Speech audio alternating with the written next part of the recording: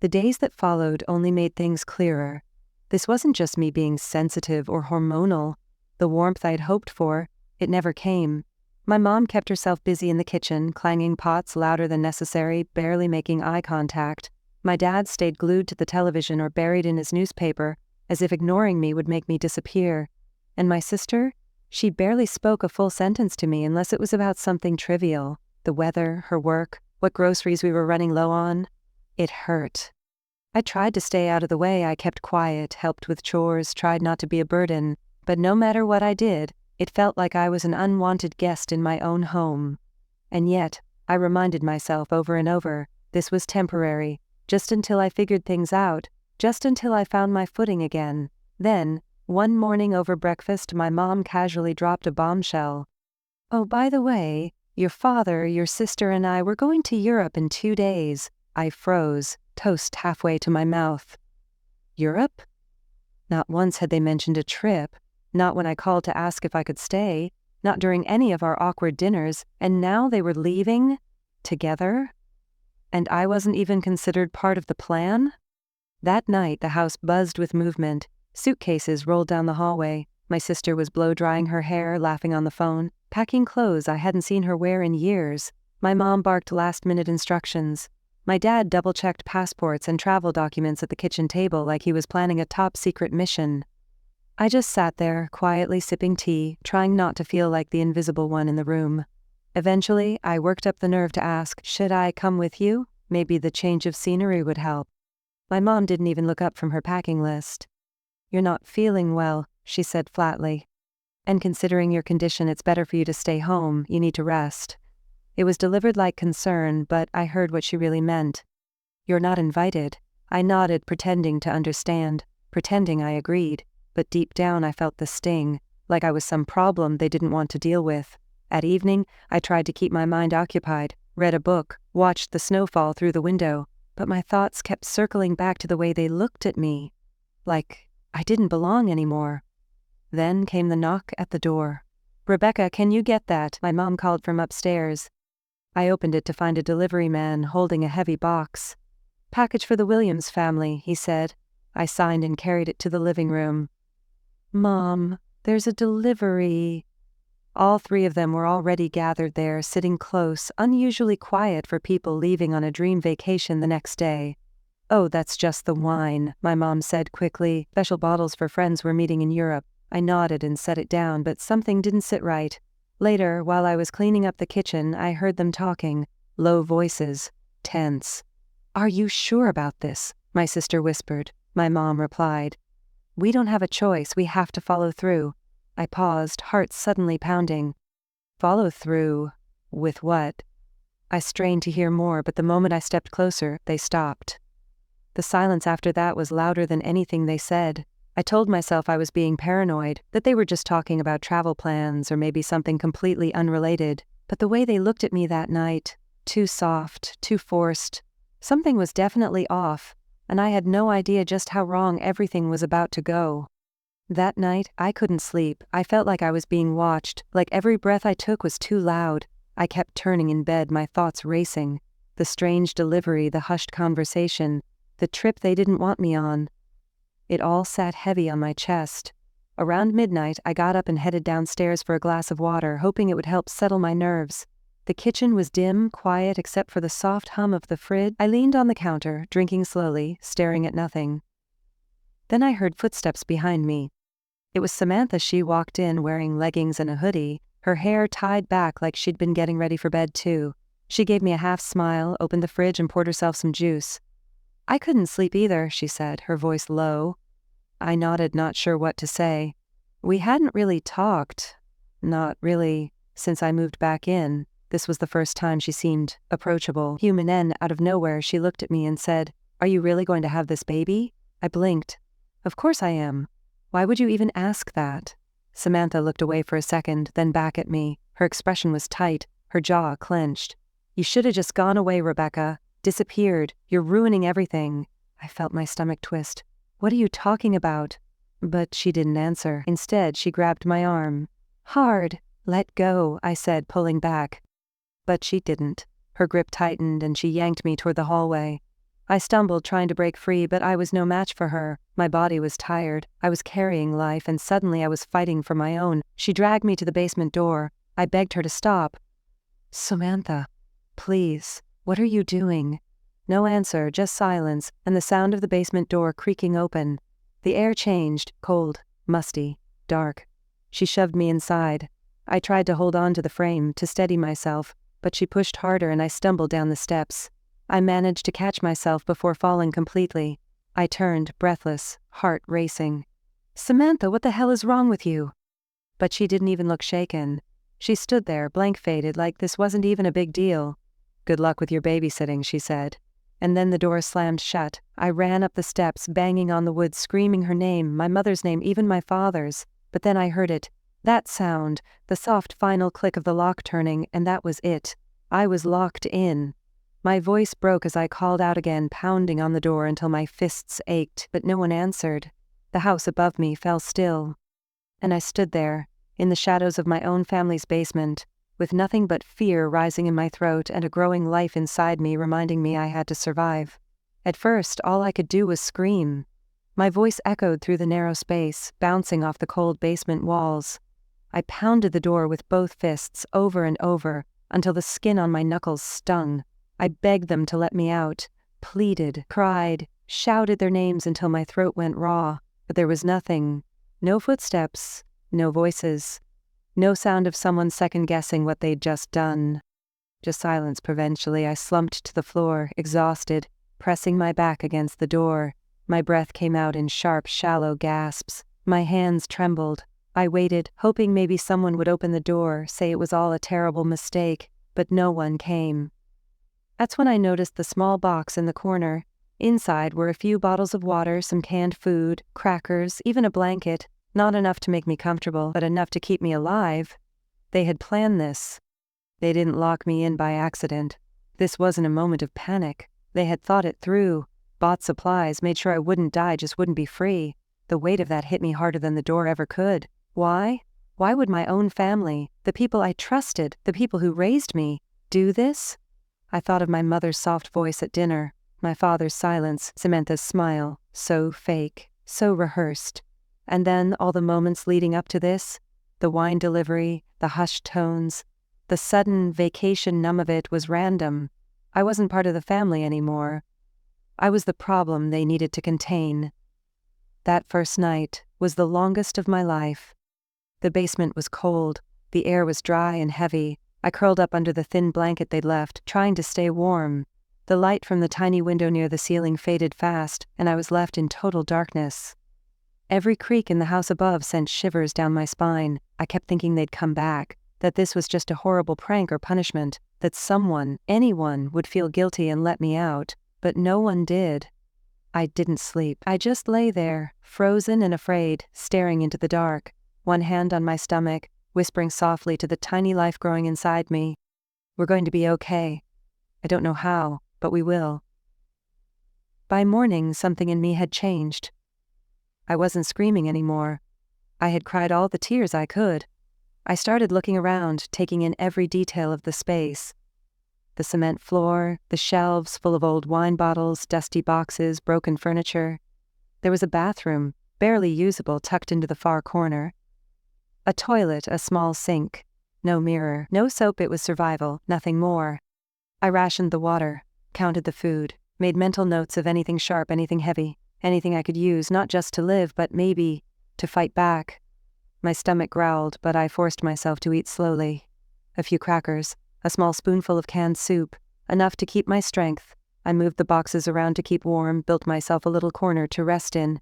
I stopped asking why they did it. The truth was I might never understand. Instead, I started asking how. How do I survive this? How do I get out? How do I make them regret ever thinking they could trap me here? Because I wasn't going to stay in that basement forever, and when I got out, they'd see a side of me they never imagined existed. On the third day, I was running on instinct, survival. I kept moving to stay warm, kept thinking to stay sane. Every hour felt like a test. How much can a person take before they break? I'd been searching the room again, not just for a way out, but for something. A sign, a distraction, anything. That's when I noticed an old wooden chest tucked behind a dusty shelving unit. It was heavy, half covered in a moldy old blanket, like it hadn't been touched in years. I dragged it out and opened the lid. Inside were stacks of old papers, some tools, a few loose photo frames, and underneath all of it a thick leather-bound photo album. I sat down and opened it slowly, not sure what I was even looking for. The first few pages made me smile. Just for a moment. Photos of my childhood. Christmas mornings, beach trips, me and Samantha with matching dresses and big, crooked grins. My dad holding us both on his shoulders. My mom laughing back when things felt simple. Back when I still believed this family loved me.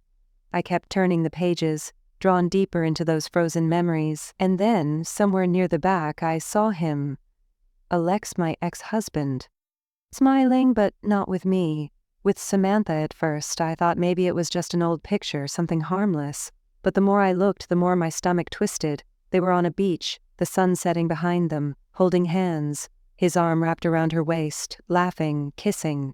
I flipped through the rest of the album, faster now, dozens of photos, different outfits, different locations. Same two people, same closeness. It was them. I was crying myself to sleep thinking our marriage was just strained, that we could fix it. They were building something behind my back. And it wasn't just Samantha. In some photos, I saw my parents, sitting at dinner with them, raising glasses, smiling, like it was all perfectly fine. Like I was the outsider. Like they'd chosen her. It felt like the air had been punched out of my lungs. I closed the album and just sat there, staring at nothing. So this is what it was all about. Why they wanted me out of the way. Why no one told me about the trip. Why they treated me like a burden from the moment I walked through the door. Because I wasn't just an inconvenience, I was a threat. This baby, my baby, was a complication, a reminder of a man they had already passed along to someone else. I wrapped my arms around my belly and held on tight, as if I could shield my child from the truth. From the betrayal, from the ugliness of the people we were supposed to call family. Tears rolled down my face, but I didn't sob. I didn't scream. I just whispered to the silence. They don't get to win. I didn't know how yet, but I would make sure of it. They locked me down here thinking they could silence me, but all they really did was give me time. Time to see clearly. Time to understand. Time to plan. Something shifted in me that night. I stopped crying, stopped shaking, and somewhere between heartbreak and fury I started planning. The photo album was still beside me, closed but heavy with truth. Every page burned in my mind, every smile between my husband and my sister, every approving glance from my parents. It fueled something I didn't even know I had left in me. This wasn't just about surviving anymore. It was about making them feel what I felt. I looked around the basement differently now. Not like a prisoner, but like someone searching for tools, weapons, messages. Something to leave behind that would make them remember. Then my eyes landed on the wine shelves. My father's prized vintage collection lined the wall like some kind of shrine. Bottles from the 70s, 80s, labels he used to talk about over dinner like they were sacred. For special occasions, he'd always say. Well, I decided this was one. I carefully pulled out a bottle, a deep red Bordeaux he once said was worth more than my first car. I popped the cork, steadying my breath. The scent filled the air instantly. Rich, dark, familiar. I found a bowl, poured it slowly, watched the thick liquid swirl like blood. And then, with the help of a few tools from an old box in the corner, I started working on the base of the door. The wood was aged and soft enough to splinter if I pushed just right. I widened the gap just enough, and when the time felt right, I knelt beside the door and poured the wine onto the floor. It seeped out slowly, dark and slick, curling its way into the hallway beyond. On the other side, it would look like something awful had happened, like something unforgivable, and when they came back, they'd see it, their worst fear dripping from under the door, and I'd be waiting. It happened just after sunrise. I'd barely slept the night before, too much adrenaline, too much silence. I had sat there in the dark, waiting, listening, and then I heard it. A car pulling into the driveway, doors slamming, luggage wheels rolling, voices. Tired, casual, unaware. Then, a pause. A scream. My mother's voice. What? What is this? Footsteps pounded across the floor upstairs, then down the hallway. My father's voice, sharp and panicked. Samantha, call 911. I stood quietly, hands resting on my belly, just breathing.